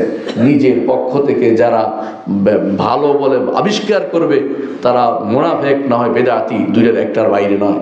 নিজের পক্ষ থেকে কোনো কিছু ভালো বলার তো সুযোগ নাই। আল্লাহ এবং রাসূলেরটা ভালো, নিজেরটা ভালো যদি হয় আল্লাহ এবং রাসূলের বিরোধী হতে পারবে না। অনেক কিছু দুনিয়াতে ভালো হতেই পারে, যেমন আওয়াজ বাড়াচ্ছেন, এটা তো আর কোরআন হাদিসে খুঁজে পাবেন না। কিন্তু এটা উদ্দেশ্য কেন? রাসূলুল্লাহ সাল্লাল্লাহু আলাইহি ওয়াসাল্লামের যুগে মুকাব্বির ছিল, পিছনের দিকে পৌঁছে দায়িত্ব ছিল। মুকাব্বিরের আধুনিক ভাষণ এটা অস্বীকার করতে পারবেন না। সুতরাং বুঝাতে চাচ্ছে এটাই, যে অবশ্যই আপনাকে ভালো যে চাচ্ছেন এটা শরিয়া মোতাবেক হতে হবে, না হলে সেটা ভালো হবে না, ভালো বিবেচিত হবে না। আল্লাহ তাআলা বলছেন তাদের থেকে মুখ ফিরিয়ে নেন, ওয়াইজহুম, নসিহত করুন। আমরা নসিহতের কাজটি করছি। ওয়াকুল লাহুম ফি আনফুসিহিম কাওলান বালিগা, তাদেরকে খুব ভালোভাবে বলুন যাদের অন্তরের ভিতরে কথাটা প্রবেশ করে। এমন কথা বলবেন যাদের অন্তরের ভিতরে প্রবেশ করে, তাদেরকে অন্তরে আঘাত করে। ইমানদার কিনা তারা একটু চিন্তা করে দেখে। কবরে গেলে কি উত্তর দিতে পারবে যে আমার দিন ছিল ইসলাম? যে ইসলামকে কবরের উপরে মানে নাই, কবরের নিচে গেলে ইসলামকে সে কিভাবে মানছে বলবে মুখ থেকে? ওই মুখ থেকে বের হবে না, কারণ ওই মুখ থেকে বের হতে হলে অবশ্যই ইসলামকে দুনিয়ার বুকে আপনাকে মেনে গিয়ে ইসলামটাকে আপনাকে বাস্তবায়ন দেখাতে হবে। বাস্তবায়ন করেছি আমি, করার জন্য চেষ্টা করেছি আমি, আমার সাধ্য অনুসারে কাজ করেছি বলতে হবে। কোরআন কারীম আল্লাহ তাআলা নূর বলেছেন, ফালা রাব্বিকা লা ইউমিনুনা হাত্তা ইউহাক্কিমুকা ফীমা শাজারা বাইনাহুম সুম্মা লা ইয়াজিদু ফি আনফুসিহিম হারাজাম মিম্মা কাদাইতা ওয়া ইউসাল্লিমু তাসলিমা। ফালা রাব্বিকা, আর ফালা আর ফা লা অর্থ হচ্ছে না, না অর্থ তোমরা যা বলো তা ঠিক না। তো কি ওয়া রাব্বিকা, আপনার রবের শপথ করে বলছি। মুহাম্মদ কোরআনে কারীমে এরকম লা শব্দ বারবার দেখবেন, লা এরপরে শপথ দেখবেন, অর্থ হচ্ছে তোমরা যা বলো তা ঠিক নয়। আল্লাহ যেটা বলে ঠিক। আল্লাহ তাআলা নিজে শপথ করে বলছেন লা ইউমিনুনা, এরা ঈমানদার হতে পারবে না। কারা ঈমানদার হতে পারবে না? ঈমানদার না হলে তার দুনিয়া আখিরাত সবই বরবাদ। কারা ঈমানদার হতে পারবে না? কারা? হাত্তা ইউহাক্কিমুকা ফীমা শাজারা বাইনাহুম, তাদের মধ্যে যা হবে তাতে আপনাকে বিচারক না মানবে। মুহাম্মদ রাসূলুল্লাহ সাল্লাল্লাহু আলাইহি ওয়াসাল্লাম তার নীতি ও আদর্শের কাছে আত্মসমর্পণ করতে না পারলে, তার নীতি ও আদর্শের কাছে, তার নীতির কাছে, তার বিধানের কাছে, তার দেয়া আইনের কাছে, এটা আল্লাহর দেয়াই আইন, সেটার কাছে যদি কোনো সামান্য ব্যাপারে মা, আর ওই ভাষায় এমন একটা শব্দ এটাকে বলা হয় আম্মা, মানে একবার ছোট বড় সবগুলোকে বোঝায়। সব কিছুতে আপনার কোথায় যেতে হবে? মুহাম্মদ রাসূলুল্লাহ সাল্লাল্লাহু আলাইহি ওয়াসাল্লামকে বিচারক মানতে হবে। তার কাছে থাকা শরীয়ত, সেটা কোরআন এবং সুন্নাহ যেটা নিয়ে এসেছে সেটা, সেখানে যেতে হবে। সুম্মা লা ইয়াজিদু ফি আনফুসিহিম হারাজাম মিম্মা কাদাইতা, আপনি যে ফয়সালা দিয়েছেন এই ফয়সালার ব্যাপারে তাদের অন্তরে কোনো সামান্যতম দ্বিধা থাকতে পারবে না। ফয়সালা কি? নারী পুরুষের পোশাক পরবে না। রসুলের ফয়সালা এটা, এবং রসুলের ফয়সালা হচ্ছে পুরুষ নারীর পোশাক পরবে না, শুধু পোশাকের কথা বলা হয়েছে। সেখানে যদি কোনো কাটাকাটি করে নারীকে পুরুষ বানায়, পুরুষকে নারী বানায়, এটা কার নীতি অবলম্বন করেছে আমাকে বলেন। এখন যদি সেটাকে আবার বিভিন্ন মিডিয়াতে দেখানো হয় এবং সেটাতে যদি কোনো প্রমোট করা হয় এবং সেটা প্রমোট করার জন্য কেউ পয়সা ব্যয় করে, সে ব্যক্তি কার নীতিতে গেছে? সে ব্যক্তি ইমানদার কিভাবে থাকে আমাকে বলেন। সে ব্যক্তি ইমানদার থাকার ন্যূনতম অধিকার হারিয়েছে, সরাসরি আল্লাহ এবং রসুলের বিরোধিতায় নেমেছে, সরাসরি আল্লাহ তার রসুলের বিরোধিতায় নেমেছে। নারী কখনো পুরুষ হতে চাইবে না, পুরুষ কখনো নারী হতে চাইবে না। আল্লাহ তাআলা বলছেন ওয়ালা তাতামান্নাউ মা ফাদ্দালাল্লাহু বিহি বা'দাহুম আলা বা'দ লির-রিজালি নাসীবুম মিম্মা কাসাবু ওয়া লিন-নিসাই নাসীবুম মিম্মা ইকতাসাবনা। আল্লাহ তাআলা যেখানে নারী পুরুষকে আলাদা করে দিয়েছেন, দুইটা শ্রেণী কোরআন উল্লেখ করে দিয়েছেন যে নারী এবং পুরুষ, সেখানে আপনি বলতে চাচ্ছেন একটা সময় আপনার কাছে আসবেন নারী শব্দ ব্যবহার হবে না, সব পুরুষ ব্যবহার করতে হবে, কাউকে নারী হিসাবে ট্রিট করা যাবে না, নারী এবং পুরুষ থাকবেই। জগৎ যদি চলতে হয় নারী পুরুষ দুটো আলাদা করতেই হবে। যদি নারী পুরুষ আলাদা না করেন 10 বছর পরে পৃথিবী জনশূন্য হওয়ার সম্ভাবনা রয়েছে। কারণ সন্ততি বন্ধ হয়ে গেলে একসময় এমনিতেই কিয়ামত কায়েম হয়ে যাবে, অর্থাৎ মানুষ আর নাই। কিন্তু তারা সেটা চাচ্ছে না, তারা হচ্ছে হাইওয়ান, জীবজন্তুর মতো, এদের মতো তারা চাচ্ছে জারজ সন্তান দিয়ে জগৎটাকে ভরে দিতে। এই জন্য তারা চাচ্ছে নারী পুরুষের কোনো রাখবে না, কোনো ব্যবধান রাখবে না, কিন্তু নারী পুরুষ একসাথে থাকবে, আর জীবজন্তুর মতো শয়তান বের হবে, রাস্তায় ঘাটে পড়ে থাকবে এবং এগুলি নিয়ে রাষ্ট্র প্রতিপালন করবে। এগুলির মধ্যে কাউকে বড় ধরনের কুকুর বানাবে, কুকুর মার্কা মানুষ বানাবে, কাউকে শিয়াল মার্কা মানুষ বানাবে, এদের দিয়ে জগৎটাকে নষ্ট করে দিবে। ওই শয়তানের কার সাথে যারা পা দিচ্ছে তারাও শয়তান। তারা কি না বুঝে করে? এসব বুঝে শুনে করছে। না বুঝে এটা করতে পারে না, বিশাল কাজ, এটা যজ্ঞ। না বুঝে মানুষের সামান্যতম সময়ের জন্য ভুল করতে পারে, ঘন্টার পর ঘন্টা, দিনের পর দিন, বছরের পর বছর ধরে ভুল করে যাচ্ছে, এর জন্য পয়সা ব্যয় করে যাচ্ছে, না বুঝে করছে না, এরা বুঝে শুনে করছে। এরা আল্লাহর বিধানের বিরুদ্ধে নামছে, আল্লাহর শরীয়তের বিরুদ্ধে নেমেছে। আল্লাহ তাআলা বলছেন সুম্মা হাত্তা ইউহাক্কিমুকা ফীমা শাজারা বাইনাহুম সুম্মা লা ইয়াজিদু ফী আনফুসিহিম হারাজাম মিম্মা কাদাইতা। আপনি যে ফয়সালা দিবেন, এই ফয়সালার ব্যাপারে তাদের অন্তরে কোনো দ্বিধা থাকতে পারবে না যে আমি এটা কেন রাসূল এটা বললেন, কেন এটা বললেন, এই কথা বলতে পারবে না। ওই সাল্লিমু তাসলিমা, মানার মতো মানতে হবে, মানার মতো মানতে হবে। সুতরাং আপনার আমার যে কর্তব্য সেটা আমি বলে যাচ্ছি, সেটা হচ্ছে যে অবশ্যই আল্লাহর শরীয়তকে আমাদের সামনে রাখতে হবে সবসময়। আল্লাহর শরীয়ত অনুসারে চলতে হবে, আল্লাহর দেয়া পথে চলতে হবে, অন্য পথে চলতে পারবেন না। আল্লাহর শরীয়তকে যে ব্যক্তি অবজ্ঞা করবে সে ব্যক্তি কাফের বলে বিবেচিত হবে। এ বিষয়ে আগামী খুতবা ইনশাআল্লাহ আরো বিস্তারিত আলোচনা করার আশা রাখি। আল্লাহ আমাদের তৌফিক দান করুন। আকুলু কাওলি হাযা ওয়া আস্তাগফিরুল্লাহ লি ওয়া লাকুম ওয়া লিসাইরিল মুসলিমিনা ফাস্তাগফিরু ইন্নাহু হুয়াল গফুরুর রহিম।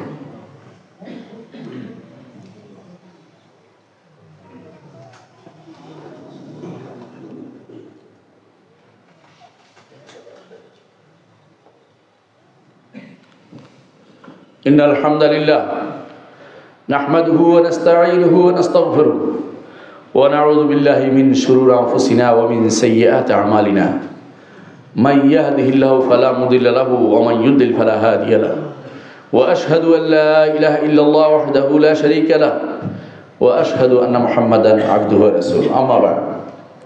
সম্মানিত মুসলিয়ান কিরাম, একটার পর একটা পর্ব, শয়তানি পর্ব মানুষ আবিষ্কার করে। এই কয়েকদিন আগে যেটা গেছে খ্রিস্টানদের মিথ্যাচার, খ্রিস্টানদের মহা মিথ্যাচার। কারণ আপনারা ভালো করে জানেন ঈসা আলাইহিস সালাম তার জন্ম এই দিনে হয়নি, তারপরে তার এই দিনটাকে তারা বানিয়ে নিয়েছে, তৌফিক করেছে এটাও তারা। অর্থাৎ আশেপাশের বিভিন্ন জাতির যে মূর্তির যে আবাদত, মূর্তির পূজা করতো তারা, সেইগুলিতে তারা এই দিনটাকে মহা উৎসবের দিন মনে করতো। তারা কি করে তাদের সাথে মিলেমিশে একটা বানাইলো যাতে করে ওরা তাদের মতো একসাথে চলতে পারে এবং তাদের রাষ্ট্র টিকে থাকে, তাদের বক্তব্য টিকে থাকে। এই জন্য তারা এটাকে দিন বানিয়েছে। ঈসা আলাইহিস সালামের জন্ম এই দিন হয়েছে, তারা কেমনে বুঝলো? কোথায় আছে এই কোনো দলিল কি কোথাও দিতে পারবে? তাদের কোনো কিতাবে আছে সেটা? এটা বানিয়ে নিয়েছে একটা জিনিস, আর সেটাকে আপনি মিথ্যা উইশ করছেন। তাদের জন্য উইশ করা আপনার জন্য হারাম। শুধু হারাম না, আরেকটা কারণ, তারা ঈসাকে মনে করে আল্লাহর সন্তান। আল্লাহর সন্তানের জন্ম দিবস আপনি পালন করতেছেন। আপনার মতো কি বলবো, আপনাকে কোন শ্রেণীতে ফেলবো আমি জানি না। আপনাকে জাহেল বলবো না আপনাকে আর কিছু বলবো, আমার জানা নেই। এত বড় জঘন্যতম কাজ আপনি কিভাবে করতে পারেন? আল্লাহ তাআলা কি বলছেন? ওয়াকালু ইত্তাখাযার রহমান ওয়ালাদা, তারা বলে যে রহমান সন্তান গ্রহণ করেছেন। লাকাদ জিতুম শাইআন ইদ্দা, কত মারাত্মক কথা তোমরা বলেছ। তাকাদু সামাওয়াতু ইয়াতাফাত্তারনা মিনহু ওয়া তানশাক্কুল আরদু ওয়া তাখিরুল জিবালু হাত্তা আন দাউ লিররহমানি ওয়ালাদা। আসমান ফেটে চৌচির হয়ে যেতে চায়, জমিন ধ্বংস হয়ে যেতে চায়, পাহাড় টলে যেতে চায়, চূর্ণ বিচূর্ণ হয়ে যেতে চায় যখন তোমরা আল্লাহর জন্য সন্তান সাব্যস্ত করো। এরা সন্তান সাব্যস্ত করে আর আপনি সেদিন তাদেরকে উইশ করেন। আপনার কি বিবেক কি আল্লাহ কিছু রাখেনি? নাকি আপনি ইমানদার থাকতে চাচ্ছেন না? ইমানদার থাকতে হলে তাদেরকে কোনো উইশ করতে পারেন না। এই তো গেল একটা শয়তানি গেল, আর একটা শয়তানি সামনে আসছে। কিসের 31st নাইট? আল্লাহর দিন সবগুলি সমান। এগুলি যদি কেউ প্রতিপালন করতে চায় তাহলে সে বেহায়াপনাকে উস্কে দিচ্ছে। কারণ এই দিন পালন করার কিছু নয়। আল্লাহর দিন সবগুলি সমান। আল্লাহর দিন সবগুলি আল্লাহ তাআলা কোরআনে কারীম বলে দিয়েছেন, মিনহা আরবাতুন হুরুম ইন্না ইদ্দাতা শুহুরি ইনদাল্লাহি 12 শাহরান। আল্লাহর কাছে মাস হচ্ছে 12টি, তার মধ্যে 4টি হচ্ছে হারাম। এর মধ্যে এটা পড়েই না। আপনি কিসের ভিত্তিতে এটা করছেন? হারাম মাসের ভিত্তিতে আল্লাহ বলছে ফালা তাজলিমু ফিহিন্না আনফুসাকুম, এগুলোর মধ্যে সাবধান, এগুলোর মধ্যে জুলুম জাতীয় কিছু করো না। আপনি অন্যায় করার জন্য রাত বেছে নিয়েছেন, এবং কি জন্য রাতটা বাঁচিয়েছে? এই রাতটা কিসের, কোন দিক দিয়ে গুরুত্বপূর্ণ? বেহায়াপনা যারা করতে চায়, এবং যারা যে সমস্ত চায় নারীরা তারা বেবিচার করে সন্তান ধারণ করবে, জারজ সন্তান ধারণ করবে, যে সমস্ত মায়েরা বাপেরা তাদের সন্তানের খবর রাখে না, তারাই শুধু এটা করতে পারে। যারা দায়ুস হতে চায় তারাই সেটা করতে পারে। আর যাদের নিজের আত্মমর্যাদা বোধ আছে, তার সন্তানকে সেদিন বের করা বা এই দিন সম্পর্কে কোনো কথা বলা, এই দিনে রাস্তায় বের হওয়া, এটা কখনো বৈধ হইতে পারে না। আমি অনুরোধ জানাবো যাদেরকে আল্লাহ তাআলা ক্ষমতা দিয়েছেন তাদেরকে, তারা যেন এই কঠিন হস্তে এটা নিয়ন্ত্রণ করেন। কোনো 31st নাইট বলতে কোনো কিছু নাই। কাফেরদের সমস্ত সংস্কৃতি আমাদের দেশে চলতে পারে না। আমাদের আল্লাহ তাআলা আলাদা সংস্কৃতি দিয়েছেন। আমাদের জন্য ঈদুল ফিতর আছে, ঈদুল আজহা আছে, এর বাইরে কোনো রকমের ঈদ ফেস্টিভ্যাল আমাদের নেই। সেটা পয়লা বৈশাখও আমাদের নয়, এটা হচ্ছে সেকুলারিজমের দেয়া ঈদ পর্ব। অনুরূপভাবে খ্রিস্টানদের ঈদ পর্ব হচ্ছে এই বছরের শুরুর প্রথম দিন, এটাও আসছে আপনাদের কাছে। অনেকে সেই দিন হ্যাপি নিয়ে ইয়ার দিয়ে ভরাই বলছেন। কি জন্য বলছেন হ্যাপি না? এই হ্যাপি না আনহ্যাপিটা আপনি কেমনে বুঝলেন? কিসের কারণে? আপনার বলার কারণে কি হ্যাপি হয়ে যাবে? কি জন্য এটা বলছেন? ইসলাম এটাকে জায়েজ মনে করে না। এই জাতীয় কোনো উইশ ইসলামে নাই। আপনি যদি একটা জিনিস ইসলাম রেখেছে, ঈদের পরে, ঈদের নামাজের পরে বলতে বলেছে তাকাব্বালাল্লাহু মিন্না ওয়া মিনকুম, আল্লাহ আমার এবং তোমার থেকে কবুল করুন। দুনিয়ার বুকে আনন্দে একেবারে আপনি উদ্বেলিত হয়ে গেলেন, আখিরাতে গিয়ে ধরা খেয়ে গেলেন। আপনার মতো দুর্ভাগা তো আল্লাহর দুনিয়াতে আর নাই। আপনি হ্যাপি কোত্থেকে পাচ্ছেন? এত হ্যাপি আপনার কোত্থেকে আসে? ও হ্যাপি তো ভালো জিনিস নয়। আপনি কি এই গত বছরে ইবাদতগুলো ঠিকমতো করতে পারছিলেন? সালাতগুলো ঠিকমতো করছেন? আল্লাহর শরীয়ত মেনে চলেছেন? তাহলে আপনার জন্য অবশ্যই সুসংবাদ রয়েছে। সেটা আপনি দিবেন না, ফেরেশতারা দিবে। মৃত্যুর সময় আপনাকে বলবে ইন্নাল্লাযীনা ক্বালু রাব্বুনাল্লাহু সুম্মা ইসতাকামু তাতানাজ্জালু আলাইহিমুল মালায়েকা আল্লা তাখাফু ওয়া লা তাহজানু ওয়া আবশিরু বিল জান্নাতি আল্লাতী কুনতুম তুআদুন। এই হ্যাপি ফেরেশতারা আপনাকে জানাবে, যদি আপনি দিন মেনে চলতে পারেন, মৃত্যুর মাথায় যেতে পারেন, সেই সময় পর্যন্ত গড়গড়া পর্যন্ত ঈমানের উপর টিকে থাকতে পারেন, তখন আপনাকে ফেরেশতারা হ্যাপি দিবে, কোনো সন্দেহ নাই। ও আবশিরু বিল জান্নাতি আল্লাতী কুনতুম তুআদুন। এর আগে দুনিয়ার বুকে আপনার হ্যাপি কোত্থেকে আসে? আপনার কি জান্নাতের ফয়সালা হয়ে গেছে? কিসের হ্যাপি আপনি একে অপরকে জানাচ্ছেন? এইটি বেদাত, এটি কেউ করবেন না। কেউ এই মেসেজ দিবেন না। এই মেসেজ দেওয়া শরীয়তে বৈধ নয়, এই মেসেজ দেওয়া জায়েজ নয়। এই জাতীয় কোনো দিবস পালন ইসলামে জায়েজ নেই, কোনো দিবস পালন ইসলামে নাই। এমনকি মুহররমের প্রথম দিন পালন ইসলামে জায়েজ নাই। অনেকে হয়তো মনে করতে পারেন আমরা তাহলে আরবি মাস কেন পালন করি না? আমরা কোনোটাই পালন করি না। আমরা আল্লাহ তাআলা যেটা বলছেন সেটাই শুধুমাত্র মেনে চলি। এর বাইরে আমরা কোনো দিবস পালনকে বৈধ মনে করি না। এজন্য কোনো দিবসের সাথে সংশ্লিষ্ট কোনো কিছু বৈধতা দিবেন না। সেগুলি আপনার প্রতিষ্ঠানে সেগুলিতে কোনো রকমের ছুটি দিবেন না। এই জাতীয় ছুটি দেওয়া ইসলাম জায়েজ নাই। কেন আপনি ছুটি দিবেন? 35 নাচতে আপনার সন্তানদেরকে বেঁধে রাখুন, ঘরের মধ্যে ছেলে মেয়েদেরকে বেঁধে রাখুন, কোনোভাবে বের হইতে না পারে। আপনি সাহসী হন, আপনার সন্তানদেরকে ব্যক্তিত্ববান তৈরি করুন, তাদেরকে স্রোতে গা ভাসিয়ে দেওয়ার মতো লোক বানাবেন না। আল্লাহ আমাদেরকে বুঝার তৌফিক দান করুন। আল্লাহ সাল্লু আলা সাইয়্যিদিল বাশারিয়া মুহাম্মদ ইবনে আব্দুল্লাহ কামা আমারা আযজা ওয়া জাল্লা ফি কিতাবিহি ওয়া যান্না বিমালাইকাতিল মুসাব্বিহাতিল কুদসি ওয়া যাল্লা বিকুম আইয়ুহাল মুমিনুন ফাকালা তাআলা মুখবিরা আমিরা ইন্নাল্লাহা ওয়া মালাইকাতাহু ইউসাল্লুনা আলান নবী ইয়া আইয়ুহাল্লাযিনা আমানু সাল্লু আলাইহি ওয়া সাল্লিমু তাসলিমা ওয়া ক্বালা আন-নবী সাল্লাল্লাহু আলাইহি ওয়াসাল্লাম মান সাল্লা আলাইহি মারতান সাল্লাল্লাহু বিহি আশরা আল্লাহুম্মা সাল্লি আলা মুহাম্মদ ওয়া আলা আলি মুহাম্মদ কামা সাল্লাইতা আলা ইব্রাহিম ওয়া আলা আলি ইব্রাহিম ইন্নাকা হামিদুম মাজিদ আল্লাহুম্মা বারিক আলা মুহাম্মদ ওয়া আলা আলি মুহাম্মদ কামা বারাকতা আলা ইব্রাহিম ওয়া আলা আলি ইব্রাহিম ইন্নাকা হামিদুম মাজিদ আল্লাহুম্মা আরদ আন খুলাফায়ে রাশিদিন আবি বকর ওয়া উমর ওয়া উসমান ওয়া আলী ওয়া আন সাইরি সাহাবাতি ওয়া তাবিঈন রাদিয়াল্লাহু আলাইহিম আজমাইন আল্লাহুম্মা ইগফির লানা ওয়া লিইখওয়ানিনা আল্লাযিনা সাবাকুনা বিল ঈমান ওয়া লা তাজআল ফি কুলুবিনা গিল্লান লিল্লাযিনা আমানু রাব্বানা ইন্নাকা রাউফুর রাহিম আল্লাহুম্মা ইগফির লানা আজমাইন। আল্লাহ আমাদের সবাইকে আপনি ক্ষমা করে দিন। প্রিয় ভাইয়েরা, আজকে একটি আবদার করে যাচ্ছে আবার, সেটা হচ্ছে আপনাদের এই মসজিদটি সুন্নাহর উপর প্রতিষ্ঠিত একটি মসজিদ এবং সহিহ আকীদা ও মানহাজের উপর প্রতিষ্ঠিত একটি মসজিদ বলে আমরা মনে করি। আমি দোয়া করি কিয়ামত পর্যন্ত আল্লাহ তাআলা এটার উপর রাখুন।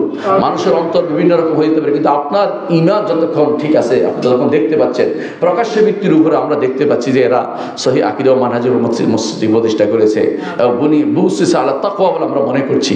এই মসজিদের সপ্তম তালা কাজ হচ্ছে আপনারা মুক্ত হস্তে নিজেকে আল্লাহর জন্য, আল্লাহকে সন্তুষ্ট করার জন্য দান করবেন, কোনো মারহাবা পাওয়ার জন্য নয়। দান করে দেন, এই সাদাকা জারিয়া হতেই থাকবে। যতদিন মানুষ সালাত আদায় করবে ততদিন আপনার কবরে সেটা চলে যাবে। আপনার সন্তানের জন্য যা রেখে যাবেন এর চেয়ে আপনার নিজের জন্য যা রেখে যাবেন সেটা উত্তম। আপনার সম্পদ বেশি দরকার আপনার সম্পদের চেয়ে। মুহাম্মদ রাসূলুল্লাহ সাল্লাল্লাহু আলাইহি ওয়াসাল্লাম বলেছেন যে কার কাছে এরকম যে তার সম্পদ হচ্ছে অন্যের সম্পদ বেশি প্রিয়? সবাই বলেছে ইয়া রাসূলুল্লাহ, সবার কাছে তার নিজের সম্পদ বেশি প্রিয়। রাসূলুল্লাহ সাল্লাল্লাহু আলাইহি ওয়াসাল্লাম বলেছেন তার সম্পদ তো সেটাই যেটা সে খেয়ে হজম করে ফেলেছে এবং যেটা সে পরিধান করে পুরাণ করে ফেলেছে এবং যেটা সে সদকা দিয়ে আখিরাতের জন্য রেখে দিয়েছে। এই মসজিদে সপ্তম তলা যদি কোনো সেটা কমপ্লিট করতে পারেন, অচিরে আশেপাশে এত বেশি ঘনবসতিপূর্ণ এলাকা হয়ে যাবে এটা, যে এখানে মানুষ সালাত আদায় করবে। আপনি কি চিন্তা করেন আপনার সদাকা কত দূর পৌঁছে গেছে? আপনি হয়তো আজ চিন্তা করেননি, এমন একটা সময় আসবে এই সদাকার কারণে আপনি কবরে বসে নেয়ামত পেতে থাকবেন। আল্লাহু আকবার। আপনার দরকার এই জন্য বেশি বেশি করে দান করা।